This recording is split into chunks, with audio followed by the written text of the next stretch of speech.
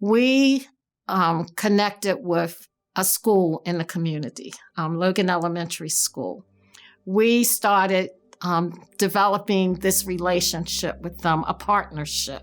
And the surprising thing is they were looking for partners also. Okay, they had started this community program. So they were looking for partners, we were looking for partners, and we just connected so well. The image of like people in a canoe but rowing in different directions. I think that happens all the time. And so multiply your impact to me really means we're in the canoe and we're heading in the same direction and we're rowing in the same direction. And that's allowing us to accomplish so much more than if we're all just scattered trying to do our own thing. If churches are, comprised of members who are all trying to do that same thing, then, maybe we make an impact, on the block where the church is located. And, if the church down the street, tries to do the same thing, then maybe we can cover, a mile.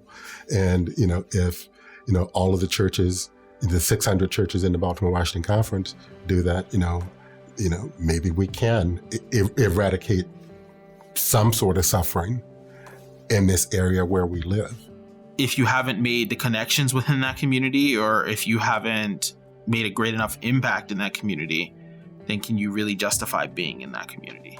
Something the church has not always been good at is listening, trying to understand the real issues that the community is facing, the real problems that exist, but not just understanding the issues and problems, but seeing where are there groups or people or resources already being put to use that we can join in with, or we try to diagnose the problem and put a solution to it without having done that crucial step of listening and understanding. I'm engaged both in that church and in my community association, and I think that there can be such synergy there. It's like everybody wants to work together.